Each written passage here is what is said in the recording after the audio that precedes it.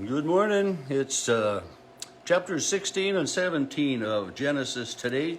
Tomorrow we'll read 18 and 19 according to the reading plan. And in these two chapters we look at today God's covenant with Abram, that he would be righteous, that he would have multiple offspring. There's no offspring. And Abram's wife Sarai becomes concerned. So we'll have the birth of Ishmael. And then also we have God coming to Abram and saying, no, Ishmael won't be your heir either, but Isaac, you will have a son with Sarai. So as chapter 16 starts, I'm going to jump ahead just a little bit. So verse 3 says, after Abram had lived 10 years in the land of Canaan. So this puts the story into that perspective that Abram and the Israelites, his family, rather, I should say, had been in this promised land for 10 years now. And Sarai still has no children, and she knows the promise that God made to Abram that he would have multiple descendants, or so many he couldn't count them. And nothing has happened. And she takes matters into her own hands, and she said, Abram, evidently I can't have children. So take my handmaid Hagar and have a sexual relationship with her and have a child with her so that you have this offspring to begin. And so Abram does as his wife instructs. And Hagar is Sarah's handmaid, and she becomes pregnant. And she gets an attitude, so here, she knows that Sarai and Abram have been trying to have children, and all of a sudden, she's pregnant, and she starts to rub it in Sarah's face, according to what we're told, that, she conceived, and when she saw she conceived, she looked with contempt upon her mistress, my Bible says. And then Sarai gets upset by that, and I can understand that. So she says to Abram, you got to get rid of this woman, because here now she's throwing this in my face, and all of this. You got to get rid of her. And Abram said, she's your slave girl. You have the power over her. So Sarai deals with her harshly, and then she ran away. And as she ran away, God was watching. And it says, the angel of the Lord found her by a spring of water in the wilderness and spoke to her and says, what are you doing? And she's honest. I'm running away from Sarai, and the angel says, return and submit to her. And then he says, the promise to Hagar is, I will greatly multiply your offspring so that they cannot be counted. So an angel of the Lord comes to Hagar and says, no, go back to Sarai, your mistress, serve her rightly as you should, and you will be blessed. But then what the angel says about Ishmael isn't real encouraging. You have conceived, you will bear a son, call him Ishmael, for the Lord has given heed to your affliction. He will be a wild ass of a man, is what my Bible says, with his hand against everyone and everyone's hand against him, and he shall live at odds with all of his kin. Not the kind of blessing or future that you would really like to hear for your son, is it? That he's going to be, he's going to be a wild man. He's going to be at odds with people. There's going to be conflict in his life. And so then it says she named the Lord who spoke to her, and then she named the Lord who spoke to her, and have I seen God? And, but she realizes everything that goes on, and she bore a son, and Abram named his son Ishmael. So Hagar evidently shared with Abram this story of why she came back and what's going on, but because Abram knew to name the son Ishmael. And so at this time, Abram is 86 years old. And then the next chapter starts when Abraham was 99 years old. The Lord appeared and says, I am the Lord, walk before me. I make my covenant with you, and I will make you numerous. And Abram falls on his face before the Lord, and and worships him.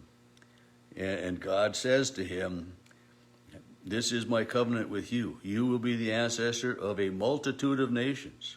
No longer shall your name be Abram, but Abraham. For I have made you the ancestor of a multitude of nations." So I don't know that little two-letter addition from Abram to Abraham, but it's a renaming of Abram. He's been renamed by God for God's purpose. And he says, "I will establish my covenant with you and your offspring, and it will be from your wife, who will now be known as Sarah, not Sarai." So a change in names, a different perspective. And I know of a person that, when I was growing up, I was Russell or Russie, and now I'm Russ. It's not a real change of names, but I know people that have gone and completely changed their given name to a new name. And they say it's given me a new lease on life. It's changed me, and whatever. But Abram and Sarai become Abraham and Sarah. And God says to Abram, he gives him instructions as to what to do. He says, "I will give to you and your offspring the land where you are now an alien, all the land of Canaan, for perpetual holding." So it's no longer, Abraham is no longer going to be the foreigner living in the land, but the land is now his. It is his home ground. It's, this is a part of who he is now, because God has given it to him. And as for you and all your generations, he says, you must circumcise them. On the 8th day, you must circumcise all of your children, all of the males in your household, whether you buy them or whether they're conceived or whatever. And so this is where the Jewish practice tradition of circumcision on the 8th day has come from, because this is what God said to do. He says, "Circumcise the flesh of their foreskins."